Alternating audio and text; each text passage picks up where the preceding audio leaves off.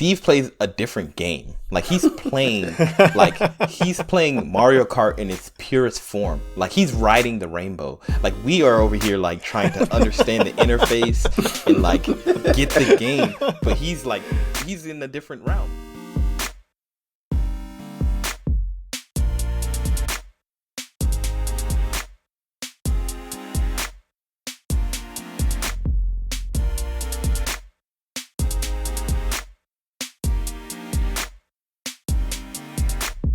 Hey, everybody. Welcome to another episode of Super Agile Bros. You already know what it is. Guess who it is? I'm back. It's your boy, Brad. He's back. He's back. Return of... Yeah, I was singing that earlier. But you know how it goes. Just another episode. We got our boy, Kyle in the building. Kyle, tell the world hello. Hello, world. It is I. And then we got Steve. Steve, do what you do. He thought I wasn't going to say happy birthday, but happy birthday to you, Bradston. It is indeed a good day. Oh. Well, thank you, Steve. He was prepping this one. Yes, today is my birthday. Well, I guess technically when y'all are listening to this, it won't be my birthday. Y'all can figure out what day we're actually recording this, and then y'all can figure out my birthday. Yeah. But I'm not going to tell you what day it is. So I didn't want to out you totally. In the comments. Guess his age in the comments. Yes, I am 25 years old. Yes, wow. I am 18. I'm actually 18. So he's like Benjamin a hint. Just first number. He just gets cuter every day as he shrinks into a little man-child. Beautiful baby boy. Yeah. Beautiful baby boy. Yeah, that just reminded me of something random that I was watching where somebody, like, they literally look younger. Like, they're like 45, and I'm like, you look better than you were when you were like 20. Well, you would hope he would look like, more distinguished, better. Like younger. They look younger. But younger. Yeah, that's weird. Like, that's like, it truly like on the Benjamin Button. That's Return of the Youth. Hey, man, gotta drink that juice. They say drinking dumpster juice is a good way to reduce your age. And so if you ever find a dumpster, just... that juice that drips out the bottom, good for your skin. So that's what dumpster babies are? Yes, man, dumpster babies. Ooh, that's a throwback phrase I haven't heard in a long time. Throwback to your childhood? Gosh. Oh, man. Dumpster babies. Man, you look like a dumpster baby. We're totally off track right now. Yes. Are they related to like the Cabbage Patch Kids? What are dumpster babies? I don't know.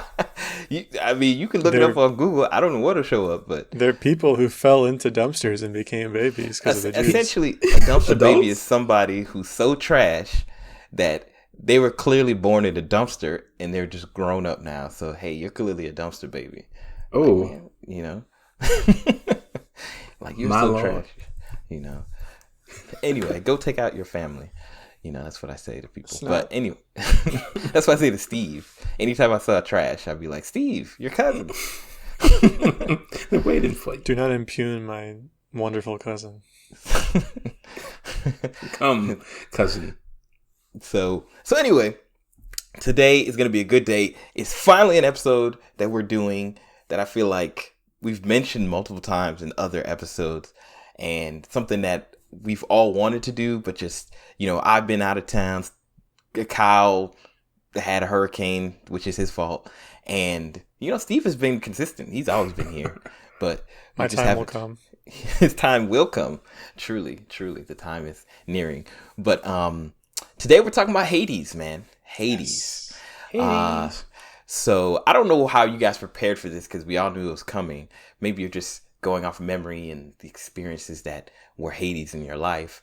But I'm excited to get deep into it. I want to hear what y'all think about the story, what y'all think about the gameplay, the game overall, just the atmosphere, whatever it is. So I guess to get started, I like to do this with How spoilery are we going to get? We're going Do we all care in. about... we're going into it. If so I guess we'll put a spoiler alert in the description or something.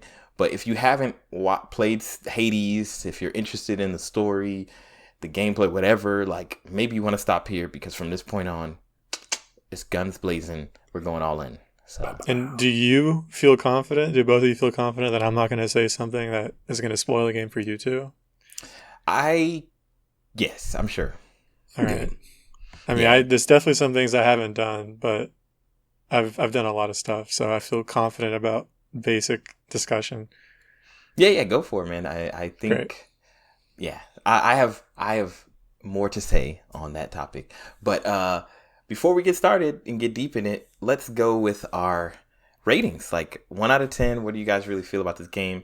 And then just kind of give your overall review of the game, and then we'll get into some of the deets. So, let's start with Steve. He seems to be the most uh, deeply embedded in the game. What do you review this game? I'll give it a 10 Oh my. because a 10 Clean. a 10 to me doesn't mean that everyone who enjoys it or who plays it will enjoy it perfectly. It doesn't mean it's a perfect product, but in terms of like all of the elements that make up a game and the intent of the artists, well, the developers, I feel like there's no flaws. It's a flawless product. They did what they set out to do, in Okay. my opinion. Solid 10, man. Okay. That's a good standard, yeah. Mr. Kyle, what do you give it? So I'm gonna give it a solid 9 for sure. I thoroughly enjoyed the game. And I agree with Steve on most levels that what they set out to do. I think they accomplished with the game. There's still things about it just because I guess my personal preference. Roguelikes aren't my cup of tea. This is probably one of my first roguelikes that I've gotten into. So, but for how good the game is, I give it a 9.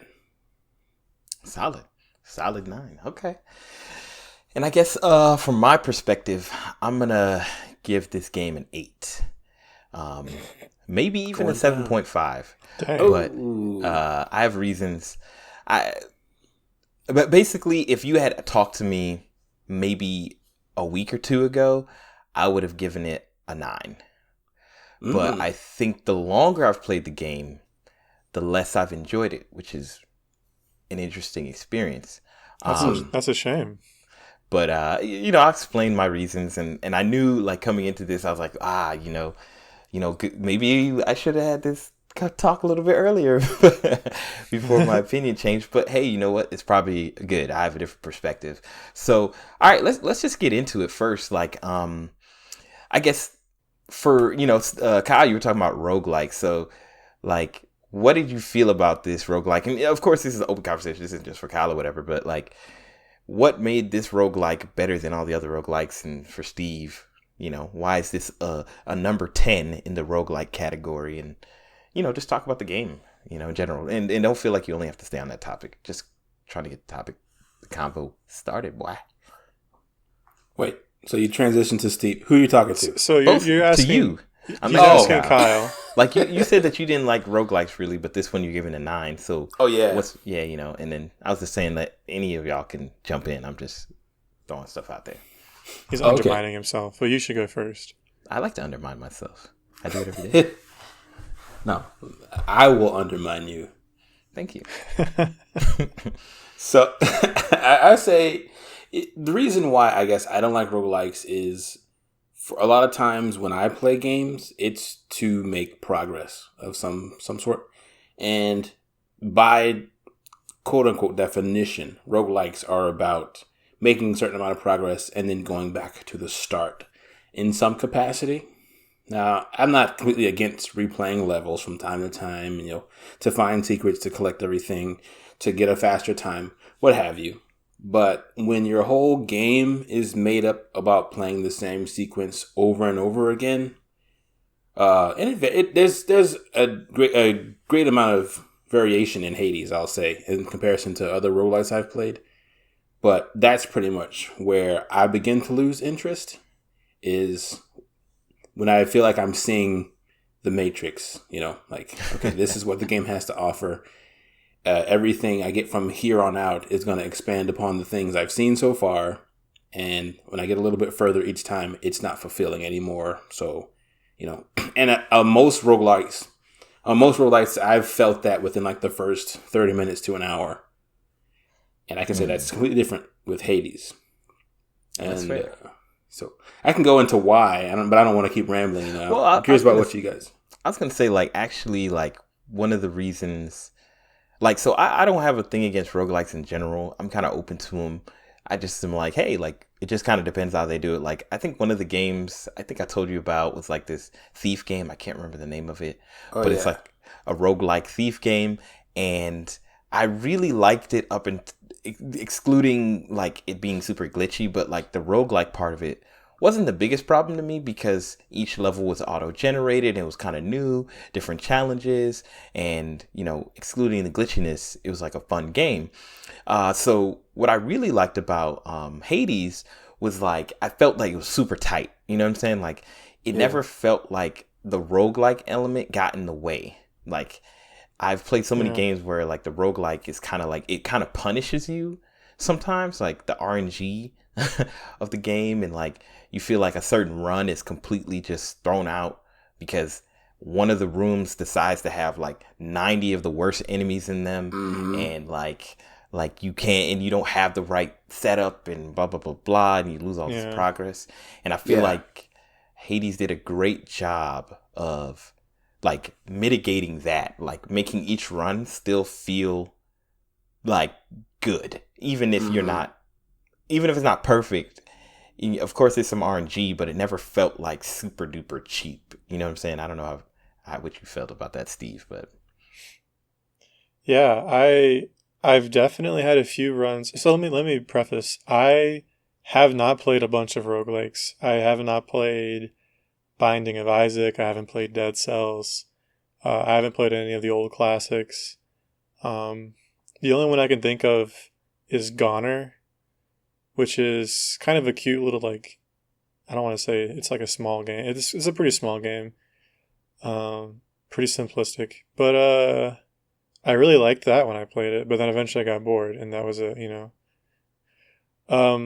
anyway, so with Hades, I feel like not never. I sometimes had like a build, just the set of boons I got, whatever I picked and whatever happened, that felt useless.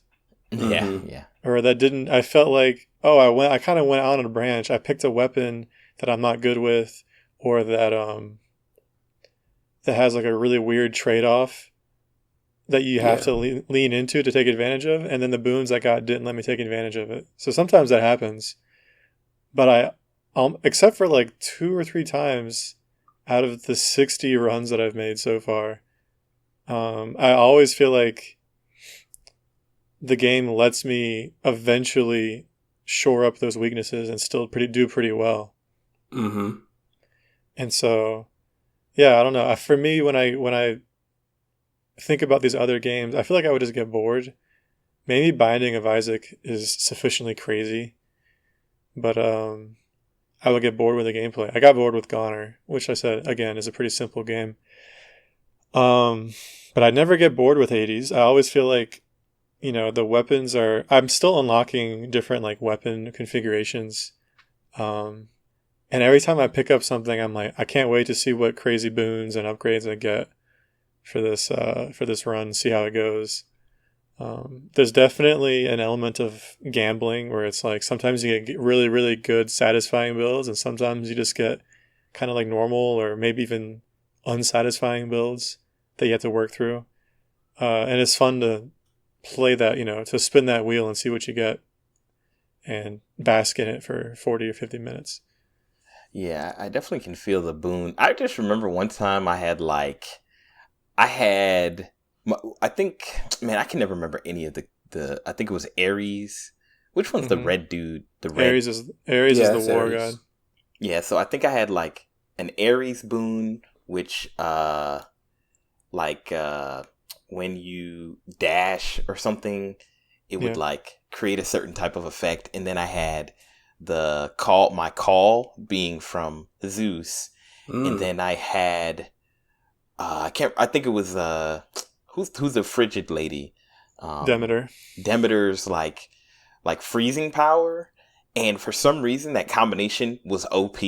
and it just was like it felt like I was in flowing, and I love those kind of runs, right, where you feel almost like everything's running together, and like you said, then you get those runs where you get like a whole bunch of the same weird powers that don't really do much. Or like, I don't really like anything that affects my knockback. Like, or So like, like Poseidon's stuff. yeah, like if I have a certain weapon and I'm playing it a certain way, and then I get something that changes how the knockback works in the middle of a run, it like completely ruins things. And I'm like, oh man, this ruins my whole strategy. And all of a sudden, fights that were going really easy for some reason get really hard. And I'm like, yo, like this is frustrating. And it's nice that you can sell stuff like when you get between levels. But at this point, I've gotten so much health taken off, or you know, God forbid I lose a life, whatever it's called. And I'm like, oh my goodness, like this little boon ruined my life. So I guess that's a part of it, right? Like the RNG of the boons. But you can learn from that. You can always in the future avoid that boon, right? Because you have 3 you pick from. Yeah. So that's one thing I liked about. I would hate if I picked up a boon and it was just like, this is what it is. Because that junk would happen to me all the time, and I would I would feel exactly the way you're describing. It's kind of how it is at the beginning. Like your very first boon isn't optional, and so if that's a Poseidon boon, then until you can sell them, you still have that as part of your kit. Well, I mean, when I mean optional, I mean you choose when you talk to a god, you get one of 3 boons. So if you don't want to if you don't want knockback on your attack, then don't. Get his attack boon. But sometimes the choices are like, oh, I got to replace something that I like. I have to get something that I don't like, or I got to get something that I don't like. And it's like I don't want to replace the thing because I don't want to, you know. So it's like, it does feel like a binary choice. Sometimes I wish I could just opt to get money. Like, skip it all together. Yeah, like bump a boon. Give me the money. But I know that would kind of probably ruin the game aspect in some points, because you could just use the money to buy another boon from another person. But like, yeah, I mean, I don't know. Like, I think that's a part of it. That's a part of the game. So I'm okay with that. But yeah. Yeah, it seems intentional. And even the structure of the boons, like there are definitely ones that feel worse than others. And like you said, they don't cater to your play style. But I don't think there are any that are just like useless necessarily. I think the weak is the one that feels most useless to me. Aphrodite's boons. Yeah, I think weak with a dash, I think is the worst. Like for me at least personally, because like it was like, instead of like it happening at the beginning of your dash, at the end of your dash, it's at the beginning, and like it just, I was like, this isn't working. But weak, like on other elements, like maybe your attacks, if you use it strategically, can be good. Like so I think it might be the element combined with the move set that it's associated to that can really make a difference. Man, talking about Poseidon's boons, I recently had a build. I don't even remember what weapons I had. All I remember is that I had Poseidon's dash, so I would dash. And wherever I landed, it would basically create a small wave that would push people back. I had Rupture, and I had Which one is Rupture? Rupture means anytime any of your knock away abilities from Poseidon are essentially poisoned for like 2 or 3 seconds. Okay. So they take damage over time. And I think I had a second boon that actually made that more powerful.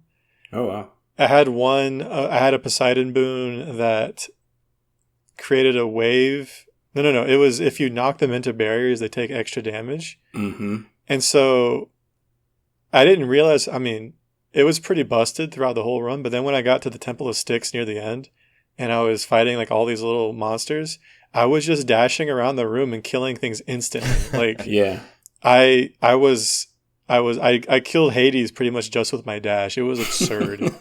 I felt like, some of these builds just make you feel like a god. It's really cool. Ooh, there it is. that's what you really feel. Like makes you really feel like Spider-Man. The plug.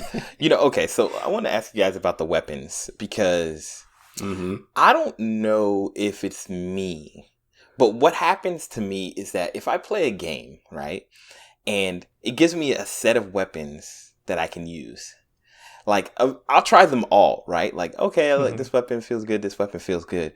But then Yeah. if I find a weapon that really fits me, like it's really hard for me to play with any other weapon. Like because the weapon that was for me that I liked, once again, I'm not good with names, so it seems like Steve, you're the one.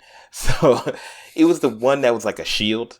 The of Estes Aegis, I think. Aegis. Yeah. So I always played with Aegis because I love that you could throw it and it would go out and do a thing and come, like it would do some passive attack damage. I could use it to like do like have one person like kind of caught up in the corner getting damage while I'm fighting somebody else and then call it back, and it felt really good that I could do damage from a distance, but I could still do damage, close combat.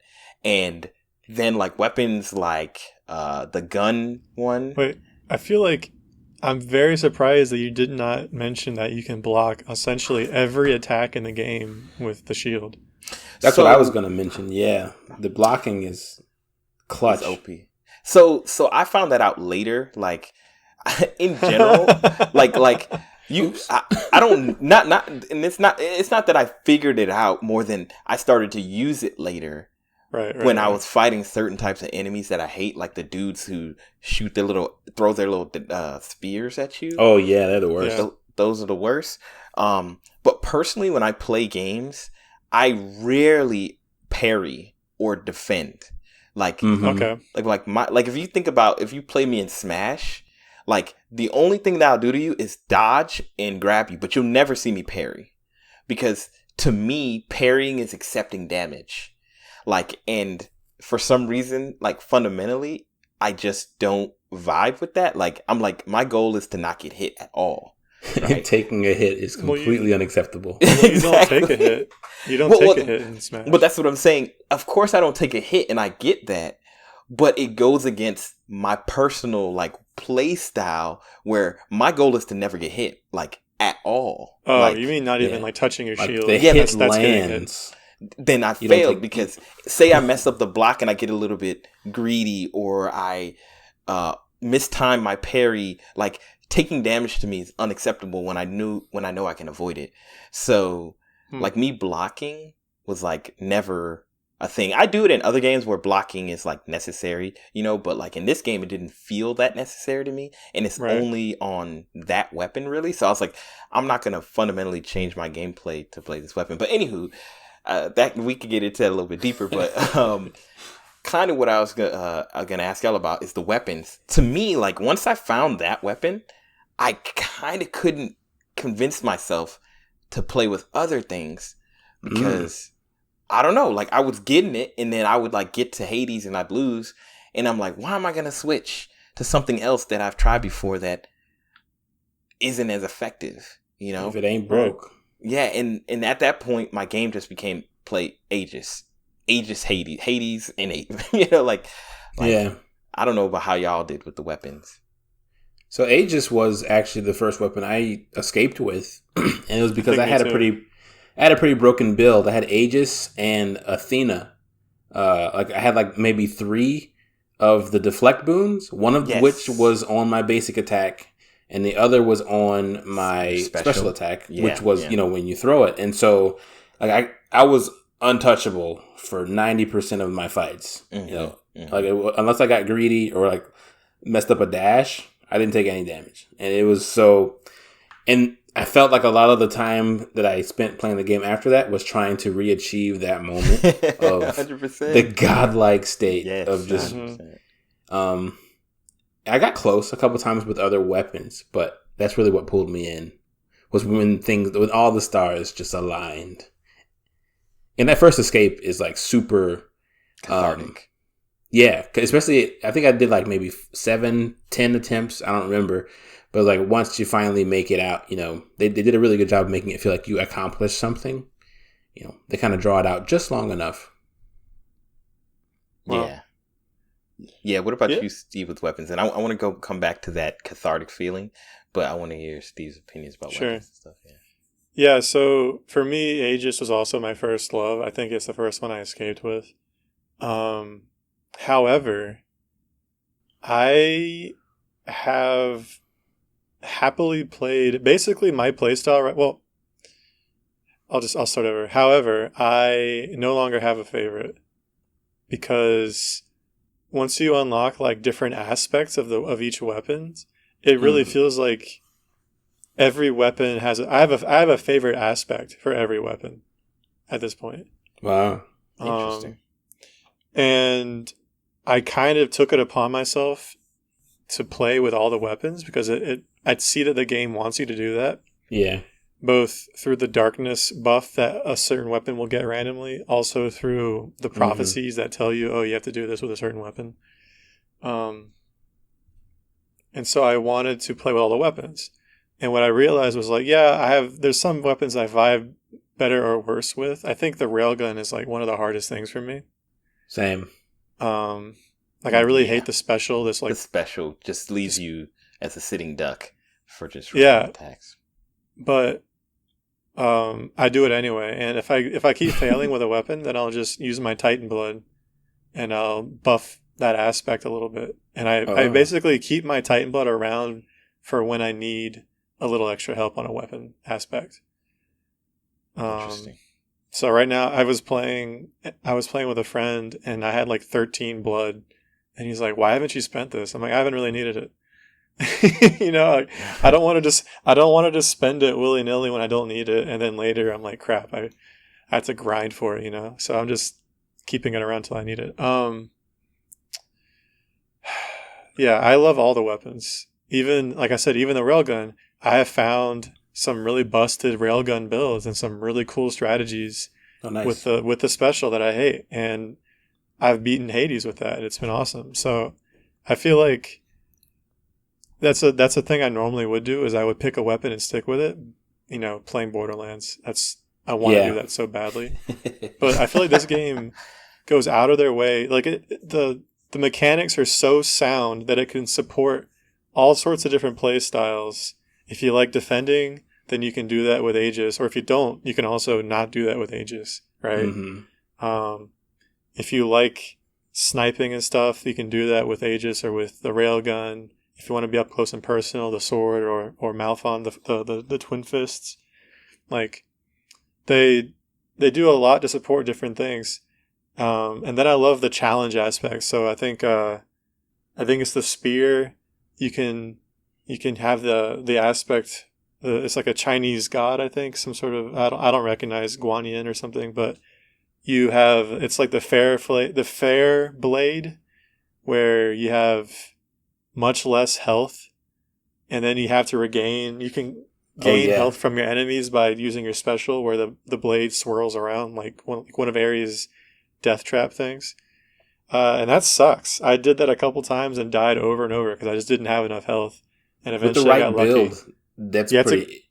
Gets pretty yeah, gross. you have to find the right build, but you just have to change your play style to Mm-hmm. figure out how to best use the strengths of that weapon. So that's what I love about Hades is that I like to change my play style. I like to be challenged to do so, which I think is the common factor of why I like Breath of the Wild and what you guys don't like about Breath of the Wild is having to change your play style for different weapons. So I don't think, I mean, I have issues with Breath of the Wild that's not much with to do with the weapons. But Isn't that you, Kyle? Didn't you say you didn't like the durability? It's my least favorite part of the game, Right. but yeah. yeah, Sorry. the durability only bothers me in Breath of the Wild when it's a weapon that's really, really awesome, and I don't know if I'm ever going to get it again, and I never use it. Mm-hmm. But like durability doesn't bother me. I mean, one of my favorite games is Dead Rising, and all of the weapons have durability. So, but I think for me, like as I reflect on the game, I think in general why Hades doesn't resonate with me is because I don't think I enjoy that type of playstyle as much as I'd like to think I do.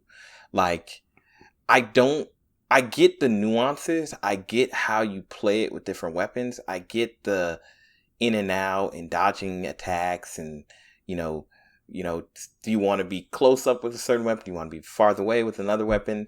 But for some reason like the action kind of like hack and slash genre like doesn't really like, because I think I'm a more of a tactical gamer in general. Think about some of my favorite games. Yeah. Like, it doesn't feel very. I don't mean to put it down, but to say like intelligent to me. Like, I feel more like I'm playing lowbrow. What'd you say? It's too lowbrow. Yeah, more visceral. Like, I just feel like I'm more of like just angry playing. Like, I don't know how to describe it. Like, it's just overall just me just slash at thing, dash here, like it's, and I don't feel that in a fight I'm like being very like okay, I'm gonna do this and this, and then when I do this, it's gonna cause this, and then I'm gonna do this, kind of stacking up, and so like when weapons, like the gun weapon, which I think we all agree, like the special is kind of garbage, it messes with me because it's like fundamentally like it just feels like I get it. And then also, some of the benefits is like lock on when you do certain weapons and certain attacks. Mm-hmm. But to me, it's like sometimes, like, I wish you could choose between manual. Maybe there is an option. I haven't seen it. Like manual aiming completely or not. You can turn off auto aim, yeah. Okay, cool. Yeah, because I feel like there's some levels where you could maybe really like make that gangster to have it like completely manual. But still, I think because of the type of playstyle it is, and like things just flying from everywhere and people throwing stuff from off screen, and like I feel like it's more about the moment to moment than like the how do I approach a battle so I don't know. It just doesn't resonate with me gameplay wise, if that makes sense. Well, that makes a lot of sense. Fair. Yeah. And like I said, like Kyle just said, totally fair.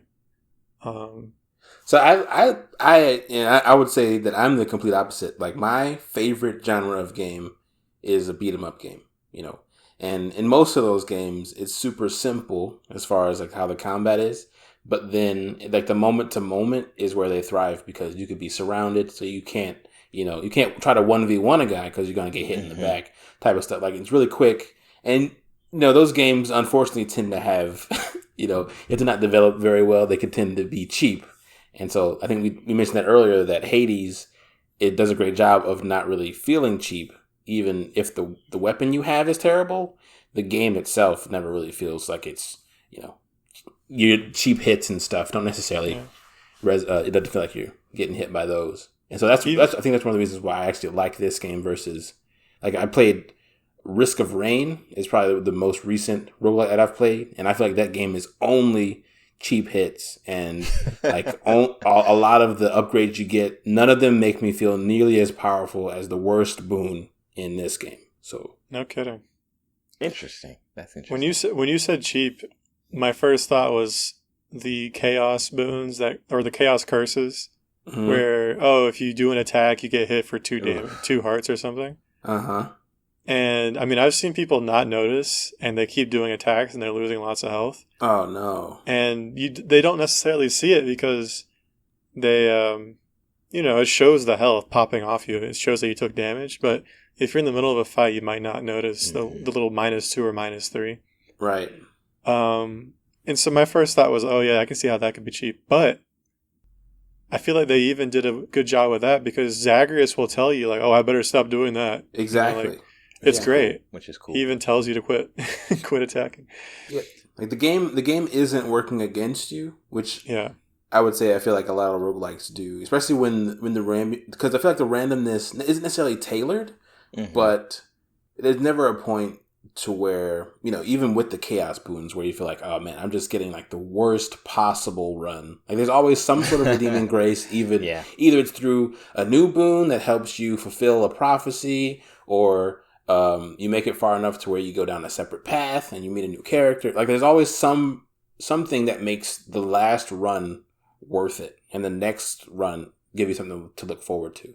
Yeah. So it's interesting because and I don't know, I'm interested to hear what you guys think about if you were to play this game 5 years from now, because I think I'm the oldest amongst us. Today's my birthday, so I'm even more old. And something that I've noted over the years is that, like, my twitch muscles have gotten, I like, they've what's the word? They're not as quick. Time? Yeah, my reaction time. You've become decrepit. Yeah, I wouldn't say my reaction time is still good. Like, I can still recognize something and like react to it, but it's like there's certain like twitch muscles that you play in your gaming that are just not as tight anymore. Like arthritis, and I've always had arthritis, sadly, but like even playing Smash, certain things just don't come off. What I would say is like stringing combos together can be harder. That's probably for some reason, like it's like my motor's just memory or something is just not able to do something for as long. Even though like in the moment to moment, I'm good. But if I have to do it for 15 minutes straight, I'm not I don't have as much endurance, I guess you could say. I feel and I definitely feel that too. And I feel like this game made me more aware of it than I have been in a long time, because I'm like, like it's super, like my least favorite thing about most games are long drawn out bosses. Like, and if like I'm beating you and I just have to do the same thing over and over for 10 minutes to beat you, like it's not very interesting to me. Like probably, maybe we could talk about bosses a little bit, but like my least favorite boss in all of the game, I won't include Hades because I have my own personal problems with Hades because he's just more difficult by nature, but like is the two guys that you fight together, Theseus and whatever his name is. I forget the bull's name. Yeah, the bull guy, the Minotaur. Asterius. There it is.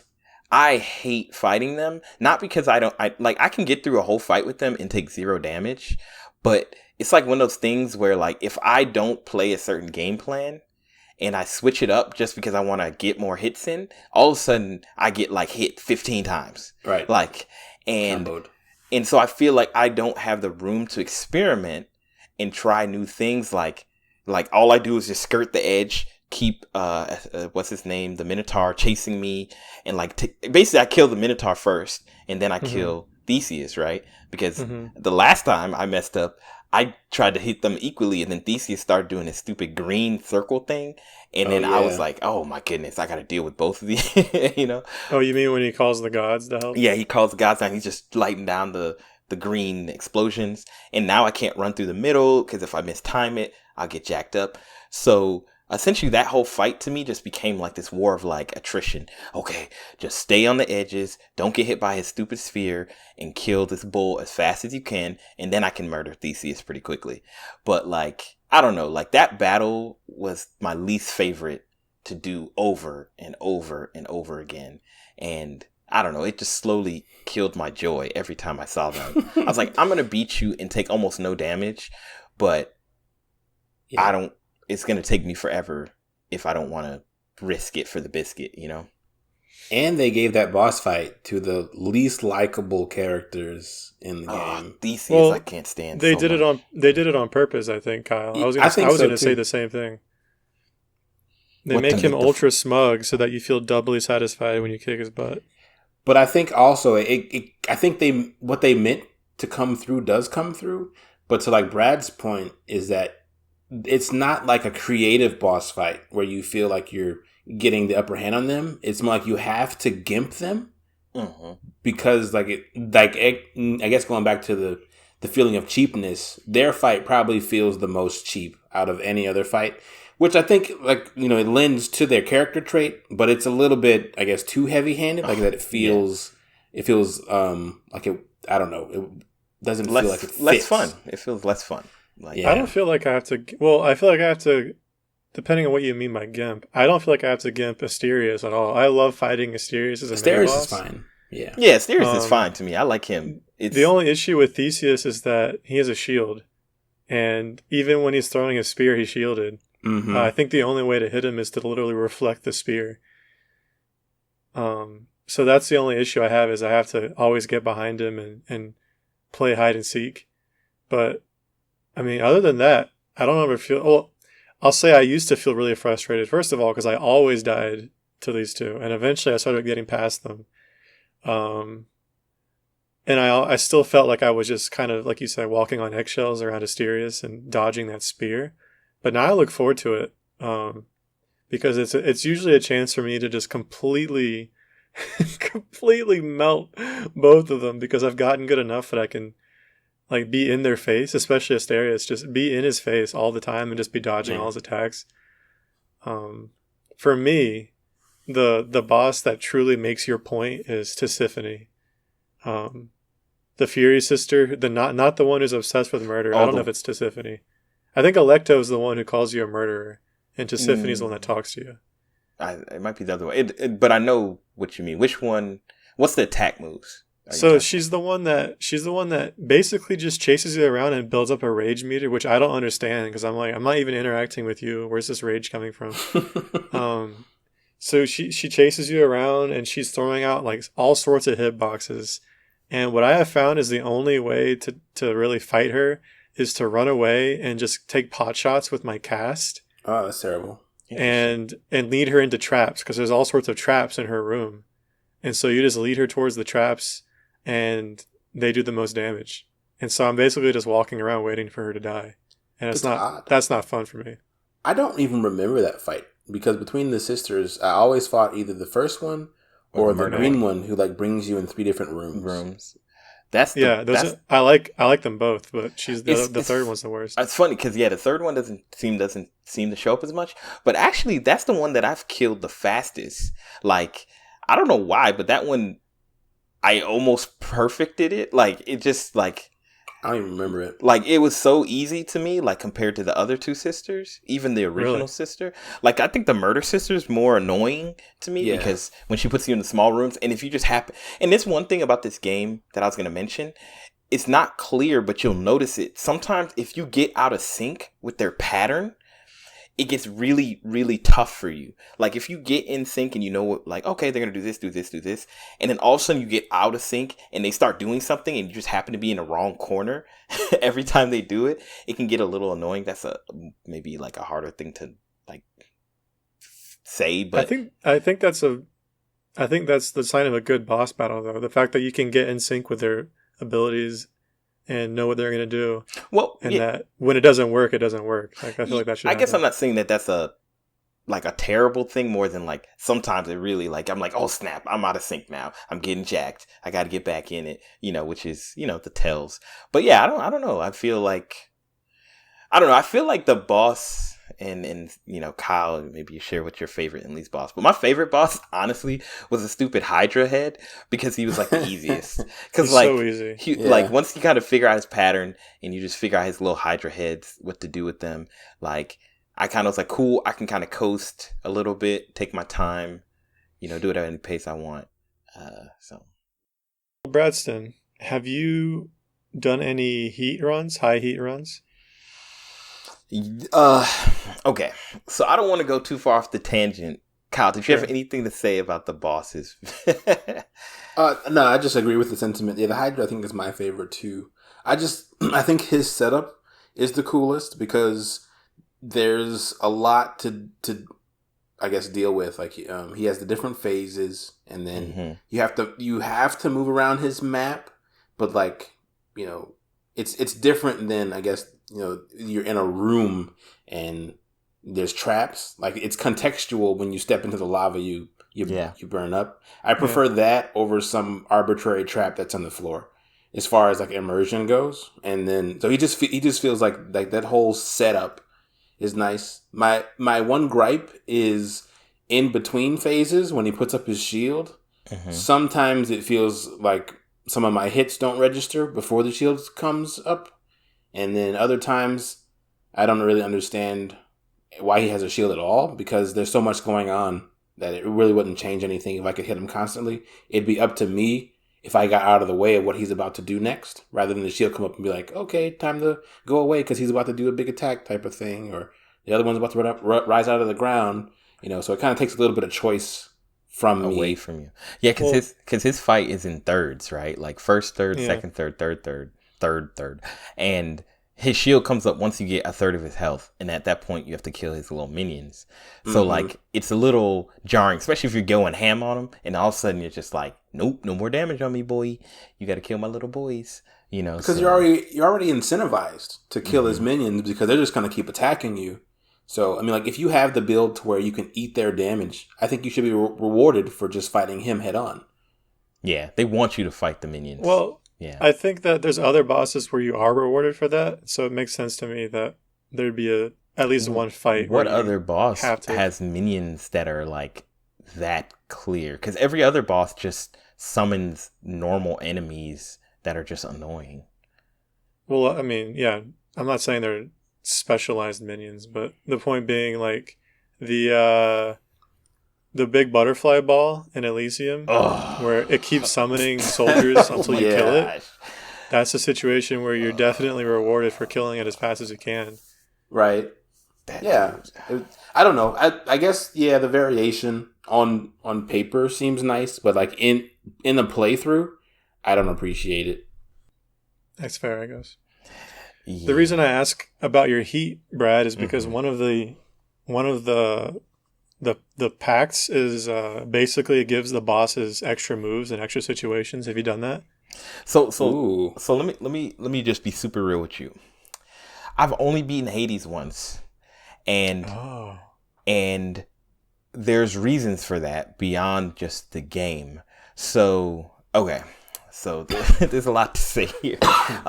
So as far as the heat goes, I think in general that's cool. Like I like the idea of like it's kind of like in Halo when you can get the skulls, so you can add a little bit more yeah. challenge and like Hmm. it changes how you play the game. It gives you kind of a new vibe, Yeah, that's what it's there for. Yeah, so yeah, I think that's pretty cool. I mean, Kyle, you've beaten Hades a few times, right? Yeah, not I think maybe half as many times as Steve, Okay. but a couple times, yeah. And then I mean, let me ask you guys this, like when it comes to the heat, like is it purely reward based or do you guys choose your heat based on what makes the game more fun? Cuz I didn't like I said I've played past beating Hades once, but I guess I had a different anyway, I'll get to that, but what was that experience like playing with all the different types of heats and stuff like that? The I can hottest. go. So the incentive to add heat is not just for the inherent joy of having a harder game, but also because for a given weapon, for a given heat level, Mhm. you have you can get all of the boss rewards again.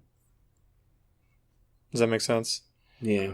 Wait, So like so say that so when you play the first time through, you beat Hades once with okay. the sword, for example, right? And if you go play him again with no heat with the sword, you're not going to get any more Titan blood or crystals. Gotcha. If you beat him with another weapon, you'll get those rewards again. But then again, if you beat it a second time with that weapon, you won't. Yeah. Every level of heat is a reset switch for that weapon.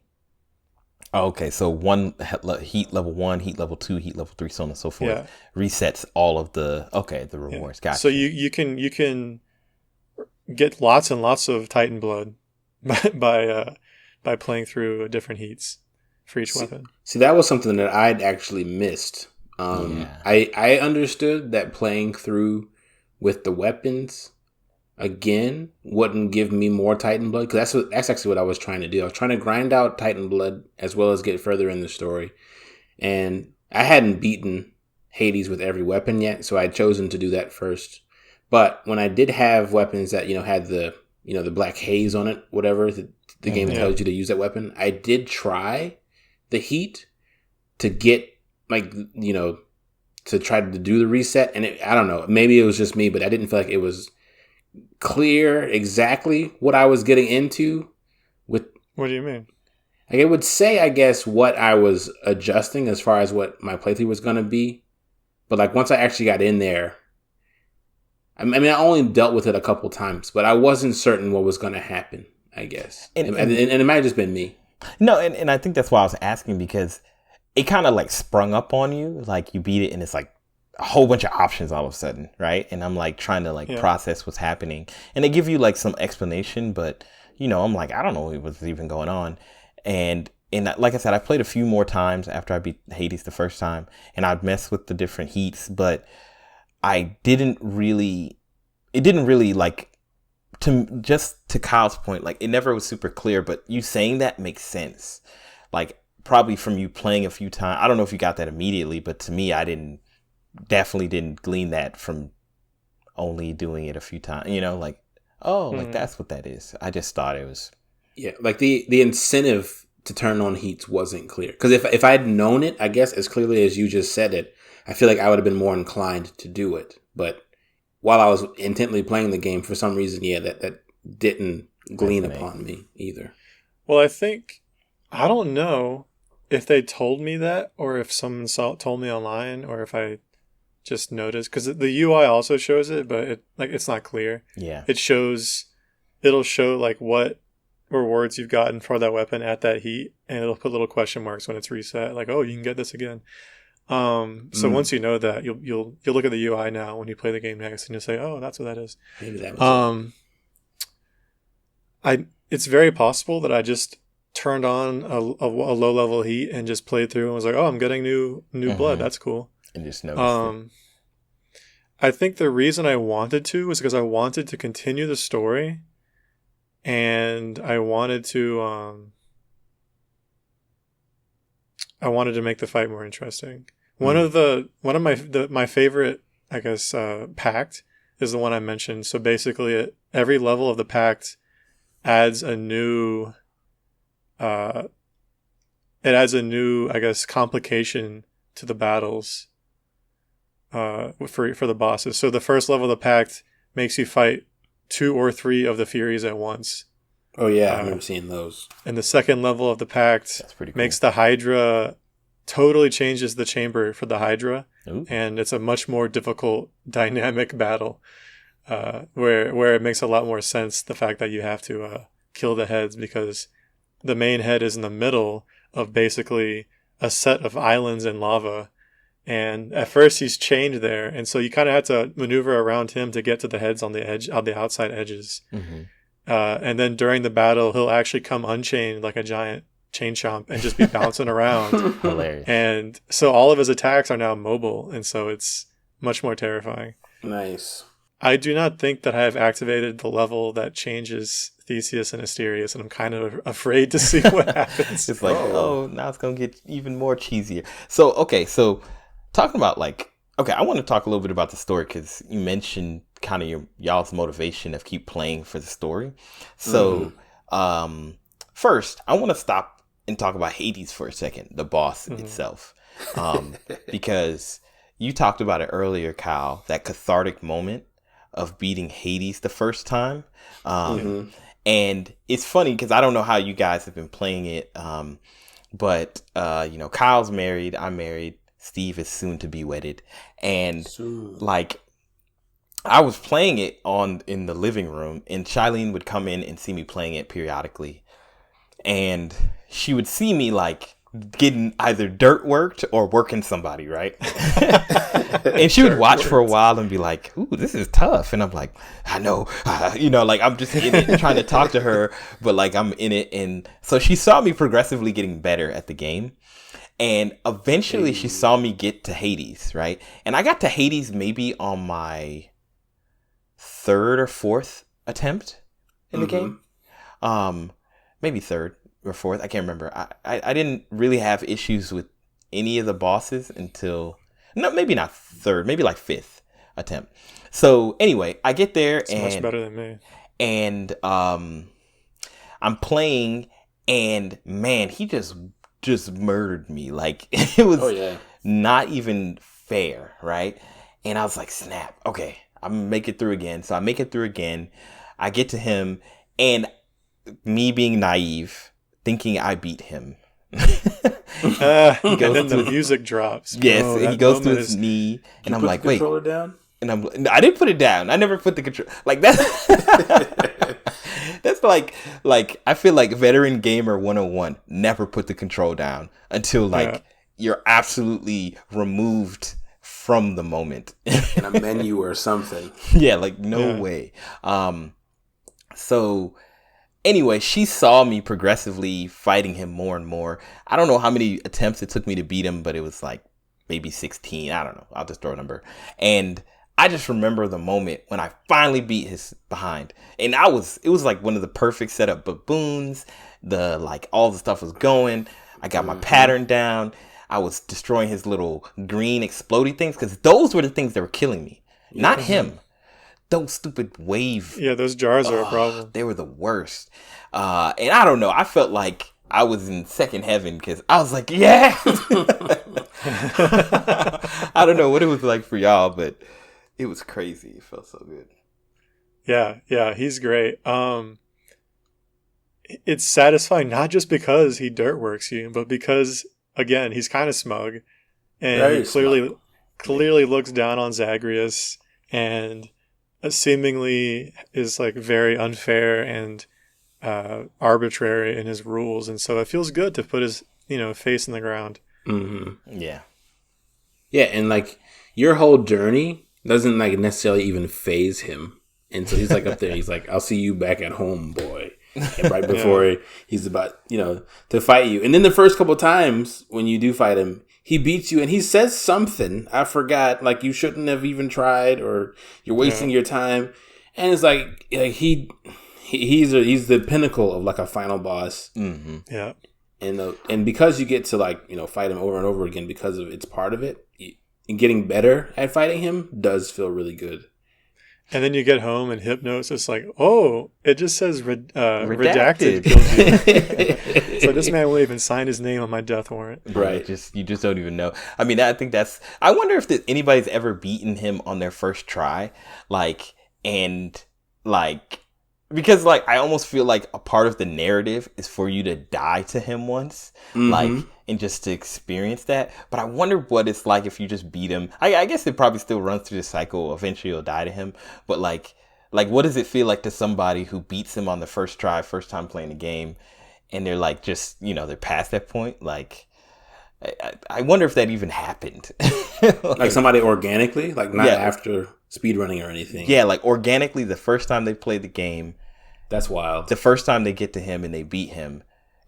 I have to think that's impossible. I don't know, man. I feel like there's somebody out there who's like a very patient gamer, who's very like meticulous. Yeah, like who would just like, okay, like take their time. But I feel like those green jars are just enough. Yeah, I feel like it would be kind of like one of those things where you could read about a driver's test if you've never driven before, and it's like the 1% of people who would pass the driver test just from reading. Like, so if somebody was watching somebody else play Hades on YouTube or something, and then they bought it and played through it for the first time, like I don't think they'd be completely oblivious to the game, but it'd be like their first experience. So they probably, I think there is unique dialogue for, when you beat Hayes on your first run. I would hope so, at least. I'm sure there is. I 100% guarantee they recorded it. I feel like, because even a new player, it isn't just the fact that you're a new player, it's also the fact that your character is really under level. Like, you don't have any darkness, no mirror abilities. You're not supposed to I have to win. believe it's impossible. Well, you know what? If let's think about it this way. Say you're somebody who always dies, like, on your way to him, and you die like 50 times. Oh. Then there's wait. You're saying you play through, and the first time you meet him, you beat him. Yes, the first time you meet him. Yeah. Oh, I thought we were talking about. Oh, you mean on the first? You sit down, like your first half hour. Oh, I don't think anybody's. Yeah, that's what I've been saying. I don't think. Okay. Like somebody beating Dark Souls in one sitting. Like, I don't understand why everybody said this was so hard. Okay, it was kind of easy. My PlayStation can't save, so I have to do it all at once. Ooh, old school problems. Like, it used to really be like that. So, Bro, yeah, go ahead. DuckTales 2 on the Game Boy. Oh my god. Hey man, games were like that, man. You had to play it all the way through. Don't turn it off. Hope your battery don't die. The power don't go out. Yeah.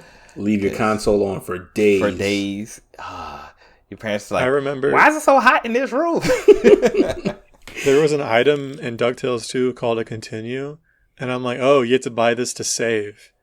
And I bought it, and I turned off my game, and it didn't save. Of course, it's a continue after the game over. Ooh. Yeah. Snap. So let's talk a little bit about the story, because I'm interested to hear from y'all, because I know I have gotten less of the story than you guys. And just like full disclosure, the main reason that I have not continued playing the game is because of the story. Whoa. But not from the story being negative, but because I didn't feel like it was worth it anymore. So, Oh. so cathartic moment, you beat Hades, and Yeah. then like, to me, because I've been hearing from you guys that the game, like, I remember one of the last times we talked, you were like, hey, don't look up the music or something, Yeah, because of a and so on and so particular forth. song. So I figured there was something like, okay, something happens with the characters. So I was, and I love stories. So I'm just interested. I like to be in the dark. I haven't seen anything about the game. I actually didn't even know what the game looked like before I downloaded it. So Ooh. Cool. yeah, that's just, that's the way I am when I come to games. I like to be 100% pure as much as I can. So anyway, Nice. I played the game, beat Hades, and actually, the night that I beat Hades, it was like 1 a.m. in the morning, and I need to go to sleep. I just Hey. paused the game right there, and I didn't walk to the next screen. I just waited to the next day. So anyway, I'm super excited to figure out what's going to happen next. You walk through, you meet his mom, she talks to you, then like plot twist, you can't stay out there long, which to me I thought was really cool. Yeah. And then you die. Now, I guess maybe it's expectations or whatever, but I thought that in some way the game would change. Like something about the game would be different. Yeah, he said, hey, I'm going to see you again, mom, blah, blah, blah, blah. I thought maybe, okay, cool. Now that I beat the game, I don't have to go through this grind of playing this for 30, 40 minutes and to accidentally die fighting, Hades, da da da da.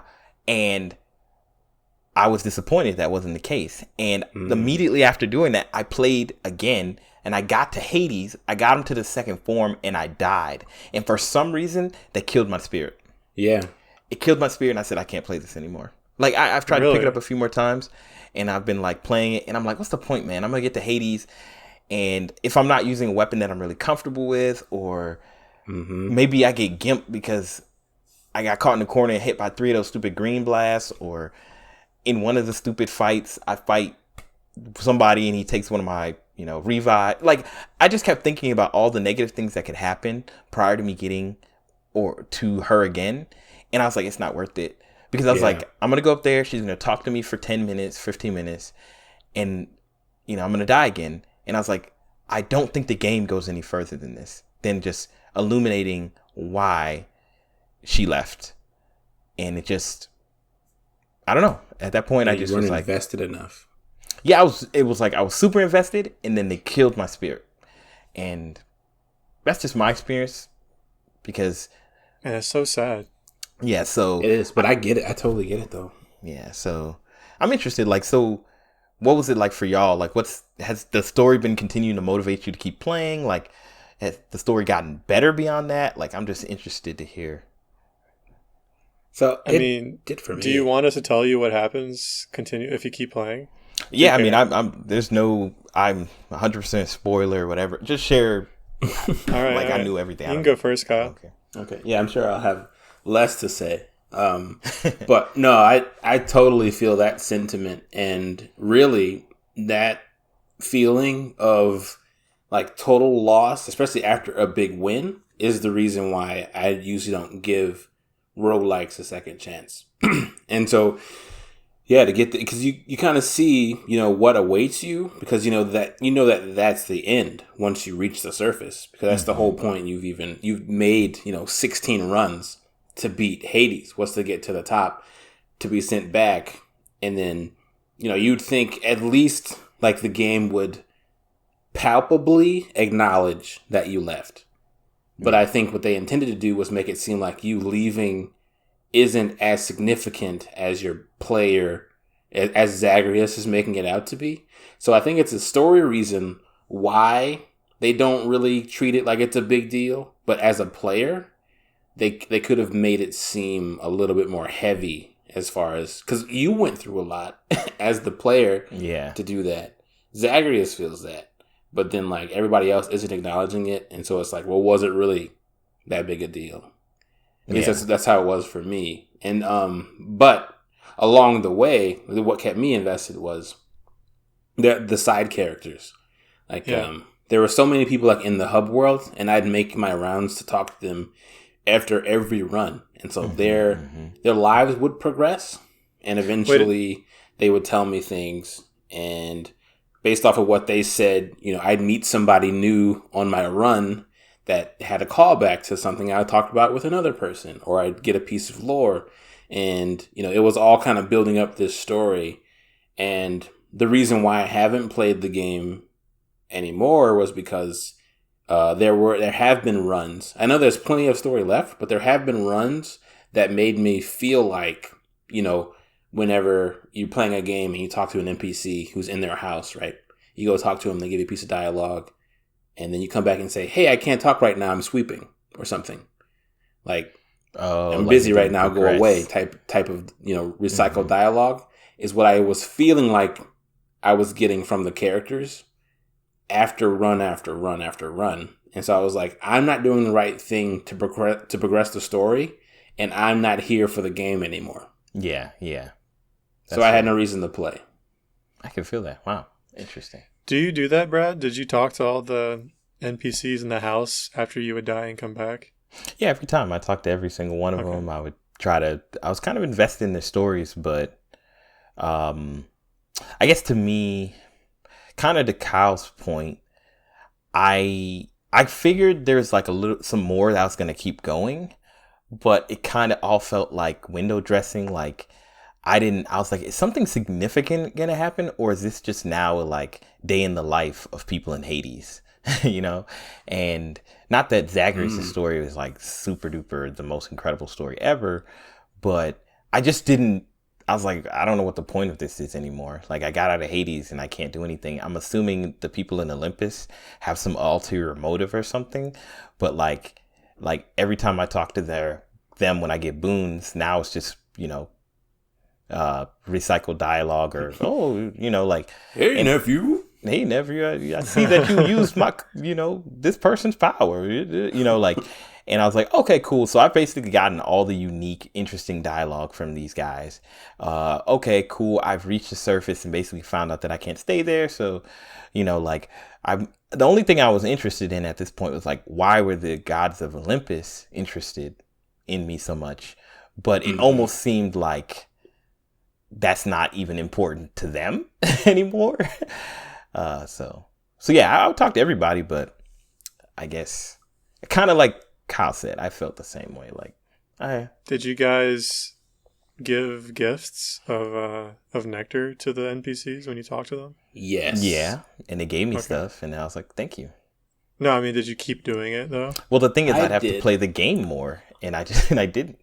That's fair, yeah. But Kyle, did you keep doing it? I'm glad you brought that up because I did. And when you give them nectar, they give you a bit of dialogue, and then like there's the UI that shows like this row of hearts, and while you're doing it, there's just a singular row of hearts, maybe like 2 locked hearts after them.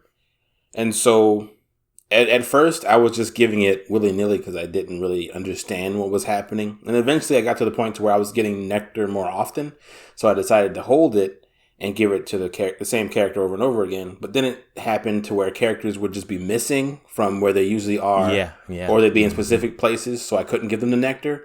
And I was like, this is getting really hard to target somebody. So eventually, after run after run after run, getting more nectar, trading diamonds for nectar, or doing really stupid stuff that it felt like it because I didn't know what value things actually had outside of like trying to buy a new rug or furniture. I didn't know if that helped anything either. So anyway, I focused on the nectar, and I forgot who it was. I think it was Skelly who I leveled up first to the nectar, and I can't remember exactly what happened, but I want to say that's when he gave me his charm. When I gave him enough nectar to level him up. But then I also did the same thing for another character, and I got to one of the locked hearts. And it said, you need to progress some sort of story or something for this character to unlock it. Like it got to the point to where the method I was using to get further with that character no longer was going to work. I didn't have ample information to know how to progress. Mm-hmm. Yeah, well, I would argue you might have had ample information, not from that UI, but just from playing the game. So, like, essentially what that means is you have to talk to other characters that are involved with the subplot that you're dealing with. Yeah. So if you're talking with Nyx, and you kind of run into a wall with her. Eventually you're supposed to talk to Chaos because they have a rift between them, and you're trying to help them be friends or be family again. Or, Patroclus and Achilles, or Eurydice and Orpheus. And see, I think that's fine. It's just for that to be linked to the same things as me giving them nectar, which felt like I was making progress. It really felt like it stunted. Because, I mean, on the surface, the link between these characters might seem obvious. But I'll be honest, I didn't glean that, who directly I was supposed to go talk to.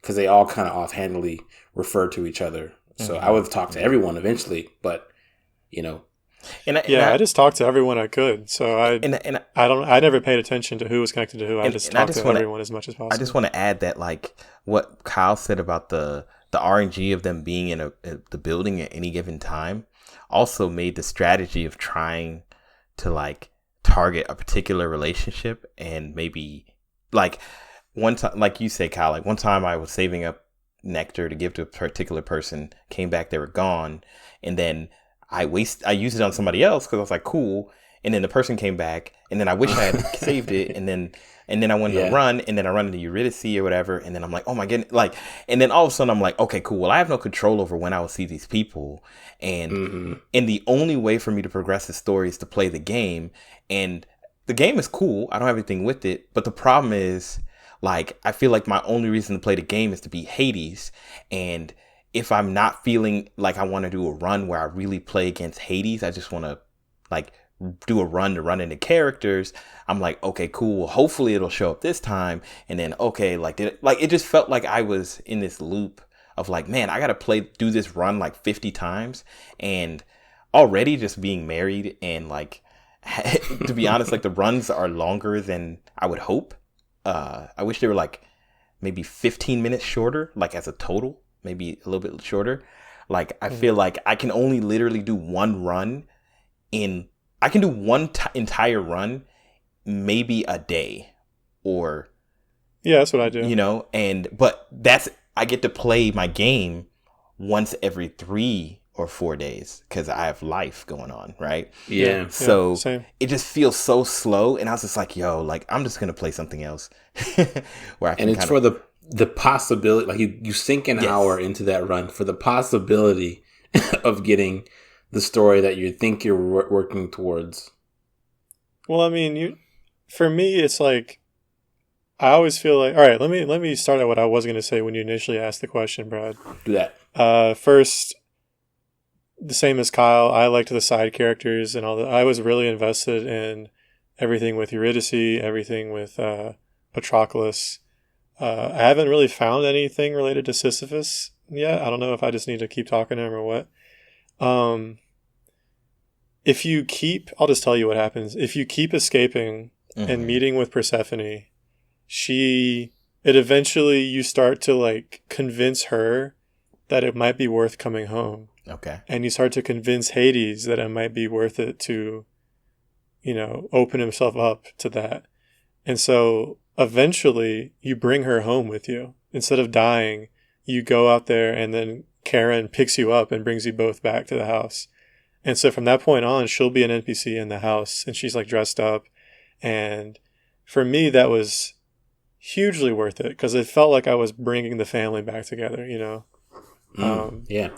And the musical payoff was also very nice. There's a song that plays while you're coming home, and it's really cool. And so then at that point, it becomes, that probably would break your spirit because after that, you still, basically Hades gives you the job. He's like, I want you to keep breaking out because you're showing off all of the problems in our security. So it basically gives you the job of trying to break out, but he'll still fight you. He's like, I won't go easy on you. But it's much more genial. Now you're fighting because you're supposed to and because, everyone gets along and it's great. And then after you beat Hades, you just walk off the screen and die. That kind of sucks. Ooh. I wish they'd at least let you go to Persephone's Let me ask you garden. this. Is there any in the story the Olympic gods? What's up with them? So that's next. That's what I'm working on now is you're supposed to create closer bonds with the gods. I don't know if it's all the gods or like one god, but you're supposed to create closer bonds in an effort to part of the, I guess, the cajoling and convincing her to come home was like, well, if I come home, it might cause trouble between Olympus and the underworld. And so she has some plan that she wants to enact, but in order to help her enact it, you have to become closer to the gods. So that's what I've been working on. And that's just slow going because there's a lot of gods and there's only so much nectar. So I've also built a relationship with Megara, which is funny. Your boo thing. Ooh. Yeah. So now when you meet her on a run, she's like, I'm not gonna, basically she's like, this isn't like at home. Like, I'm going to tear you up. And he's like, I wouldn't have it any other way. Mm. And then you tear her up, obviously. So yeah, I felt like for me, I was just happy to keep talking to Persephone and like I didn't understand what the story was going to do. But I was really happy when she came home. And now she's like, oh, there's more to it. And, so now I'm fighting towards that. Bringing Eurydice and Orpheus together was awesome. Yeah. I'm working on Patroclus. I don't know how that's going to play out, but I'm like, every time Which I one talk is to him, Patroclus? Is that the one who's like depressed? Yeah, the depressed guy. And you like unfold the story as you go with them. It's really cool. I think I only ran into him like 3 times. That's what I'm saying. I've only run into him like twice. Like, I don't know why he's super rare. Yeah, I always make sure to talk to him when I see his sign on the door. For sure. Yeah, he becomes less rare. I think the RNG kind of favors plots as you go. So like, it won't get you involved with every subplot until you've kind of knocked out some of the earlier ones. One of the plots now is I'm trying to build up darkness so I can help Nyx reconnect with chaos. Interesting. So, Kyle, you were going to say something earlier. Yeah. So just, I guess the more that you describe what's happening in the game, just further convinces me never to return. Because it sounds like the gameplay and what you're actually doing now is becoming further and further disjointed. Yes. Like you're making I agree. the same run, doing these same, like they become monotonous once you've done them 100 times, 1,000 times. You might get better at it, but... Well, I disagree with that. Well, you can, that's fine. But I mean, for me, just like, I think there's further incentive than running through the same hoops to come out on the other side and say, oh, here's another treat. I added a sprinkle to this one. I'm going to add a sprinkle to the same treat next time you come around, And so it's just like, I don't know. I mean, I know it's the type of game. Like, they can't change the gameplay. I understand why it's this way, but it's also the reason why I'm not going to play the game anymore. So I would even say, like, I 100% agree with... It's interesting because I agree with your opinion, Kyle, and I agree with your opinion, Steve, but because I think this is the kind of game that fits the kind of game that Steve likes. So it's not like, let's say, let's choose like Uncharted. Like Uncharted is the kind of game whose whole goal is it's a AAA game. It has an incredible story. The game plays a certain way. It's like a linear experience. It's trying to say something that hopefully would resonate with a very broad audience, right? Like, it's like not too... It's pretty like commercial if you think about it, right? And Hades is a really cool game that has something really cool to say, but essentially at the end of the day, it's a roguelike action, third person, kind of game. Sure. And knowing you, Steve, that's the kind of game you like, right? Like the kind of indie feel, that vibe, like, and that's cool. And maybe for myself and Kyle, we have different expectations going into games. Like for me, what really interested me was the story. Like that's what drove me to play the game. And once the story seemed like, oh, it's not worth it to me to play this anymore. And like Kyle just said, it kind of reaffirms like, oh, I might never pick this game up again. Like I was thinking, well, if the story is kind of interesting, maybe I'll keep playing. But if it's just about, Animal Crossing, getting characters to like each other, it doesn't vibe for me. Not no disrespect, but more just saying like that's what it is in my brain. Like, oh, it's like, you know, more about the relationships in these short stories. I'm really interested in, I guess, an epic tale. You know. Yeah. In general, I agree with that. The story is fantastic, and the voice acting is incredible. It's super engaging when it's told. Right. I think if the game, so yeah, earlier you said, I don't want to grind for this stuff, and so I think the big difference is that to me, like you said, this is a kind of game that I really enjoy. I really love the moment to moment experience. I love the gameplay. We've been talking about the random boons and having to adapt. I like that. I love the music and the voice acting and the art. Like everything just really, really vibes and clicks for me. Yeah. And so I played the game.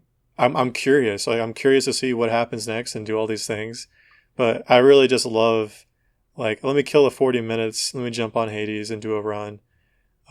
Maybe I'll stream it. Maybe I'll just, take a screenshot afterwards to remember it by. But oh yeah, I also take screenshots of all my wins because I like to like look at the build and look at it later and be like, oh yeah, that was a good build. Well, let me ask you. I don't know why. Let me ask you a question, Steve. Like, if you were to remove most of the story from the game, like, just imagine, like, in general, like, there's still some kind of like framing, but overall, it's like really low level. The voice acting isn't as great per se. Like, it's just about you getting out of Hades over and over. Do you think you would just play it even if the stories weren't like integral to it? Because, like, just play the game purely for the gameplay? Not purely for the gameplay. I think I would get bored of it faster. Maybe I would still play up to the point I have and keep playing, but I think that's going to push me on, or it has pushed me on farther than I otherwise would have played. Because I really enjoy talking to everyone. I know I really like wallow in all of the writing. It doesn't feel like, Kyle, you were describing how it feels like you're just being talked in a cycle over and over. Maybe I haven't gotten to that point. I don't know how, but in general, except for Sisyphus, I feel like he's just kind of like, oh, hey, what's up? Like, what's he doing? Yeah, here's some darkness. I'm like, should I like help you out, mate? Yeah. But yeah, like I think the catharsis of like what's happening in the plot has really is part of the polish. But yeah, in general, I think the polish is a lot of it. Yeah, and if there was a way, I guess, like, because I felt like I was playing the game the way they wanted me to play it, and I felt like I experienced what they wanted me to experience as far as like game from like mechanically the gameplay. Like, it's supposed to be a tough roguelike. You get to the end, you get these random boons, and you fight a tough boss. But now I feel I want there to be, like I'm saying, and I'm saying this to voice, I guess, my side of it, why I'm backing out, is because I want there now to be a way for me to back away from that side of things and enjoy the rest of the things the game has to offer, kind of at my leisure. Dude, you literally said exactly what I've been thinking about this game. I wish there was a way that I could like skip like having to play the game so I could experience the game. Like, yes. Like, yeah, I sense that some major games now have like a more like story mode. Like, it's easy. Like, I don't necessarily want it to be easy. Like, I still enjoy like the fighting the random fights, like the room to room. I think for some reason I'm not really interested in fighting the bosses as much anymore, because like I get it now. I just have to do it, and I kind of wish I could like start at Asphodel or start at fighting Hades or something. I wish I could just skip and just focus on the part that matters to me. Like I just wish there was a way, like maybe they just give me random boons that I have no choice over, and then I just fight Hades. I think I'd really be down for that. And then I could hopefully, in a shorter period of time, get through the story, or maybe just play certain segments of the game. Like, I don't know. I just wish there was a, like a boss rush or something. Yeah, or even just remove bosses completely. or so I could just go through and meet all the side characters and I think both options kind of solve the same problem that you mentioned earlier, Brad. It's just like playing the game now, it just takes too long. So like if there was just a way, because we've made it through the slog. The actual journey is a slog. So now just give me a shorter version. Like I'll play through at the same exact difficulty, but maybe like cut down the rooms to like half. Yes.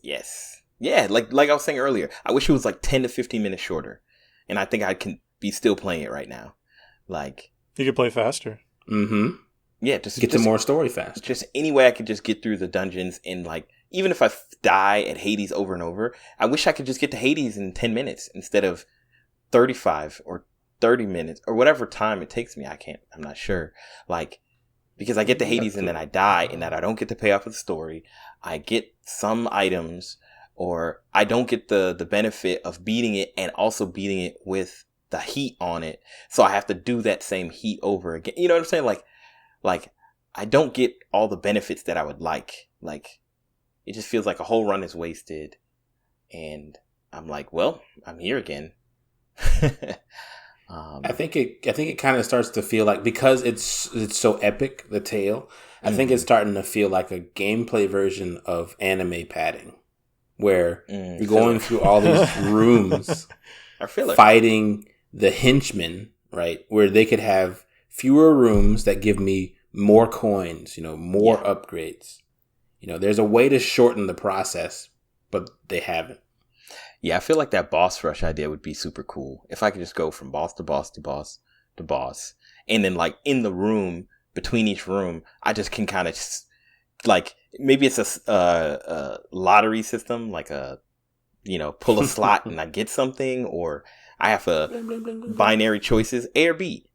And I just do that not knowing what I'm going to get next or something, like just to make it like somewhat interesting and not to like, it'd be cool. Like, well, I don't want random moons. I actually like strategizing and saying like, will I get this or that? Well, what I mean is basically remove all of the fights that you have to do and just get the doors.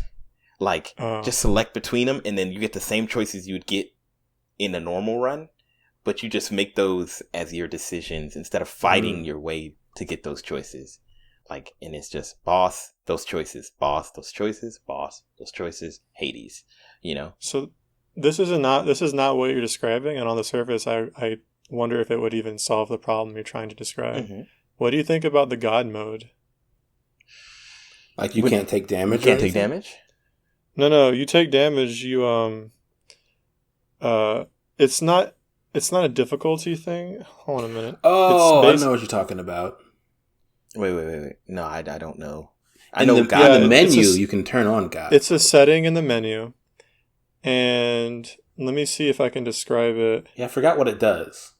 It reduces the damage you take from enemies by 25%. By 20%. And then every time you die and return to the house, that resistance increases by 2%. So it's just handicap. It's a handicap, but it's cumulative. And so, you turn it on and eventually you're just blasting through. Yeah. I feel like the downside of that, and why it wouldn't solve your problem, is because then you just have a bunch of easy fights and it's still a time sink. Exactly. Yeah. I mean, I get through the fights a little bit faster, but yeah, I still have to. It's just a handicap. Like, it's not God mode to me. Like, God mode is I'm a beast from the jump. No. You're right. It's not what I would traditionally call God mode. It's literally called God mode in the setting. Yeah. I assume because you're a god. Literally. And that would kind of take away, because the game it's like, it's a fun game. And, the moment to moment, I don't, because I refused to turn on God mode because I didn't want the challenge to be scaled back. I just want how long it takes to be scaled back. Okay, sure. Yeah. That's it. Just whatever mode would make it a little bit faster. If it's just quick play, if like how a lot of games have those kind of modes, maybe they'll add it in the future. But like, I doubt that. And you never know. Like they might see that like it's worth it. And not nothing against like the reality is in life, a lot of the time that you have now, Steve, is gonna change, right? Once you're married and you have somebody else in your life who's your time is together and separate, Like, so certain games are just gonna become like harder to play, right? Because you keep saying that, but I think this is one of the easiest games for me to play because most games I want to sit down for like a couple hours, you know?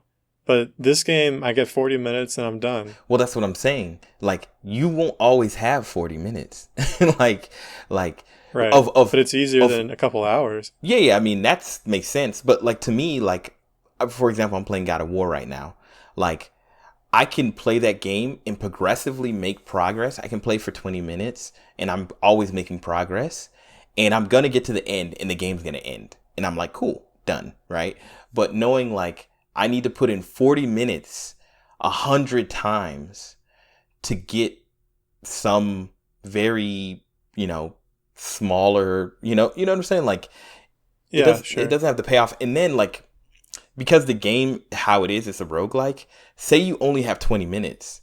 Like, that means your PlayStation, you're going to only want it. Like, you don't want anybody to mess with your PlayStation or play another game. No, you can quit. You can save and quit. Yeah, that's true. But I guess in a way, it's like you'll. I don't know. Maybe I'm speaking out of turn. I don't know how it is for you, Kyle, as a married man. But I feel like my time is just very different than what it was when I was single and just living.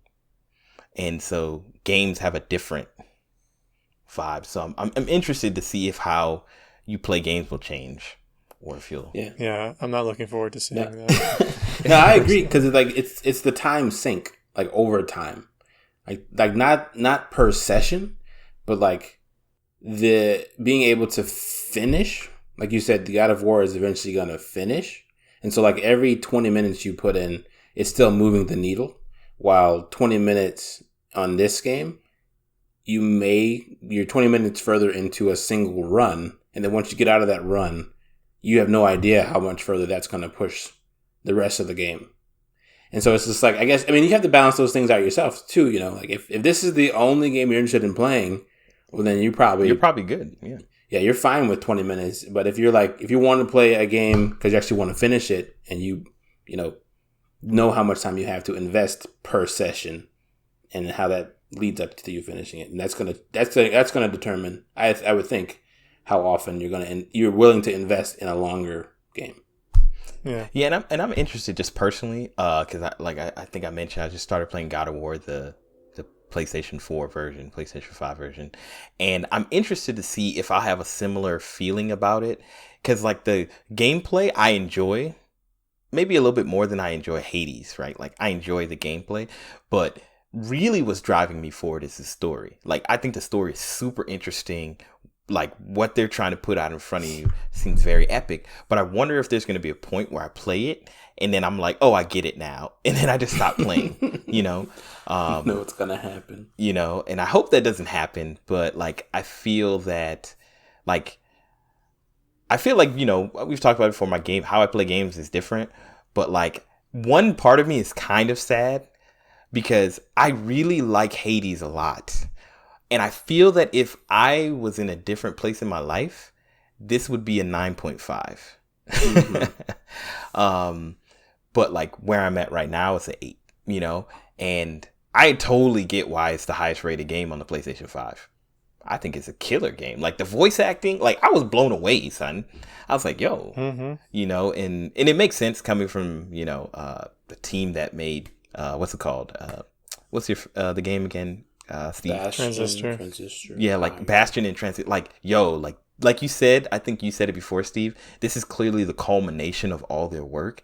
Like, I get it. Like, so I'm a little disappointed that that's kind of where I'm at. But hopefully, you never know. Like, they might add those modes, and you might see me playing that game again.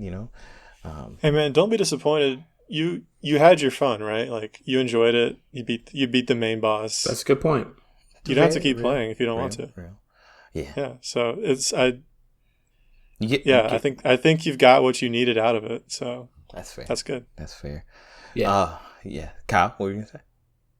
No, I was saying I agree with the amount of just excellence that this game exudes. Like I agree with you Steve, earlier when you said that this is like what this game set out to do, it does well. Mm-hmm. And, it's a culmination of the games that they've made before. And I really appreciate what you just said, that what you got out of it, what, like, that's the whole point of like the buying the game is not to fulfill somebody else's desire with the game, not to play it as long as they would, not to even finish it, but to get your value out of it, and if the value is just a fresh experience, then that's enough, Yeah. That's the fact that you enjoyed yourself a lot while you were still enjoying yourself is a lot. I might have my qualms against it, but yeah, I still think it's a game I still recommend everybody to play, and a game that I will continue to recommend. And in a weird way, one part of me is like, okay, cool. I think this story in this chapter of the game is done in my life. But another part of me, just kind of hearing the joy that you get out of it, Steve, and some of the cool things that you're encountering, and still that you have more to encounter, like with the gods of Olympus, makes me go, like maybe from time to time I'll play a run or two. Like if I don't, what I'm saying? Like just pick it up from time to time. Maybe play it a little bit differently, maybe without the goal of beating Hades, but just like focusing on, getting better at the game. Like, I don't know, like I kind of walked away from, as we kind of, I guess, come in for a landing, like walking away from like, okay, I feel pretty good about my decision to stop playing. But at the same time, I kind of like, I don't know, I like it a little bit more than I did before, which is interesting. Well, I'm glad I could, that I could make you feel a little bit more, you made me realize wishy-washy something with that. Because the last couple of times that I've thought about playing Hades, Steve actually like coincidentally streamed Hades a couple of those times. And I remember one time distinctively, he streamed it and I watched him play. And it was a lot of fun. It's a lot of fun to watch somebody who's really passionate about the game play it, because they play it. He plays it much differently than I do. And he talks about, I guess, his decisions, which I don't care about while I'm playing, but while he's playing is interesting. And so then, once he played his run through, I was like, man, that looked like a lot of fun. So I'm going to play. And it wasn't nearly as fun playing it myself. Steve is playing. Remember what I told you about when Steve plays Mario Kart? I think it was in one of our game, maybe it was our duo podcast. Like, Steve plays a different game. Like he's playing Mario Kart in its purest form. Like he's riding the rainbow. Like we are over here like trying to understand the interface and like get the game. But he's in a different realm. So like you watch him play. It's kind of like watching people play Apex, who are really, really good. You're like, yo, that was gangster. And then you get in there and you just get mollywopped. Like, you're like, what just happened? This ain't the same game. This ain't even the same game. So. You see those guys playing Apex and they're like bouncing around the outside of buildings. And right. I'm like, wow, you're right. It feels like a different game watching them play. Mm-hmm. Steve is the Apex Predator. The Hades savants. The Hades. Hades. You're Sisyphus. You're just trapped in Hades forever. Oh no. But I think playing Hades, like you said, Brad, I think I also would recommend it to most people. I think playing it and like understanding it fundamentally also helped me to enjoy, like the same with Apex. It helps me to enjoy high level play. Even though, and I think that's one thing that even if you don't have a whole lot of time, playing it for a little while facilitates whenever you can. Because the one thing I really liked about watching also was that I could watch him play it, and it would kind of fulfill my desire to interact with the game. But then I can also do something else, which I prefer to be doing rather than playing the game myself. Basically, you wish that Hades turned into a cookie clicker game, like after you beat Hades the first time. Well, exactly. You need to just keep spamming their Twitter like, y'all need to make a cookie clicker mode. Y'all need to make Look at the boons I got. I mean, if you guys just want to watch me stream, I'll keep doing it. Hey, how dare you plug your stream? Yeah, I know, man. I'm not plugging it because I'm not telling anyone what it's called. He plugging it. I'm plugging it to YouTube. What you need to stream is you playing Mario Kart against normal people. Like just going somewhere, like finding people who say they're good at Mario Kart, like me. I like I said, I would think I'm good, and just be like, yeah, okay, cool, let's play, and just murdering them, and then just filming their reactions. I'd watch that. That'd be awesome. I've played with Steve at BYOS a couple of times, and It's real. Like him and Caleb. Like I can sometimes it's not pull a just me. third. I've gotten a couple firsts. And Dale, dude, Dale is really good too. We got some Carters over there. Y'all are bringing y'all are the forebearers of the evolution of mankind, like what we're going to be in the future. No, I still break out into cold sweats if I go into an online, room and I see a Japanese kanji in the name, and I'm like, oh no. 3, 2, 1, game. Ding. How? You're never gonna win. But How you get a mushroom at the starting line? I don't understand. How'd I get hit with a blue shell? In last place. In last place. So I guess let me ask you guys, any last remarks about Hades before we wrap it up? Anything you'd like to share? Anything? The composer described the soundtrack as Mediterranean prog rock Halloween music, which I think is completely accurate. Yeah. Wow. Very good. Interesting. Yeah, the soundtrack is bomb. The voice acting, everybody. I applaud everyone who did voices in this game. And the art, it grew on me at first. I was like, the contrast and colors is weird. But over time, it really grew on me. I've grown to love it. I appreciate you suggesting it, Steve. This is a game I would not, even with all the raving reviews, this is a game I would have never picked up. Because games like this just aren't on my radar. I have no interest. And you'll make me blush. This is the first roguelike I've played that I liked. Uh-oh. The Wall of Fame. Wow. Definitively. Yeah, I don't think I can ever play like Dead Cells or anything now. Like, I'm spoiled.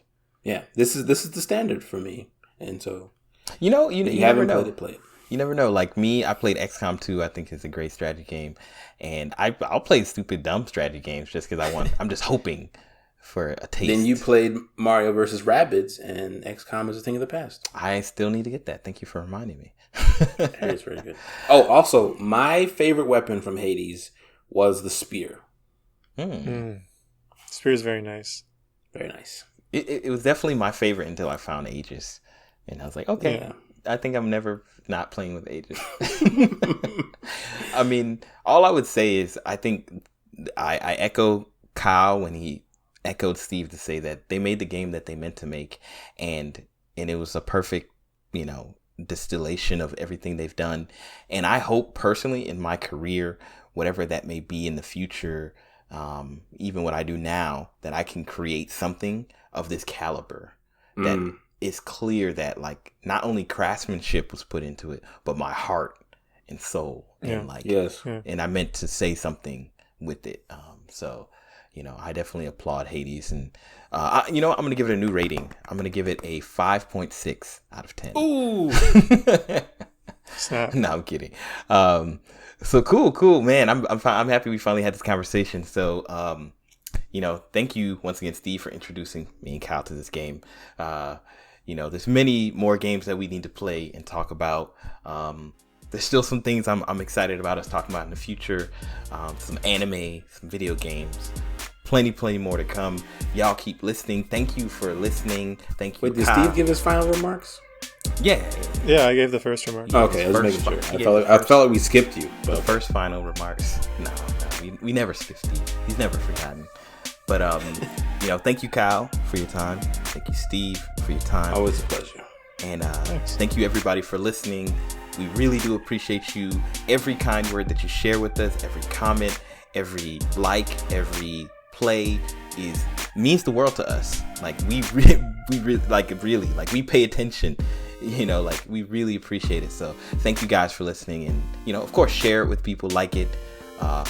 We just appreciate it. So y'all take it easy. Happy birthday to anybody else out there in the world whose birthday is today. And I wish you all the best. Until next time, peace.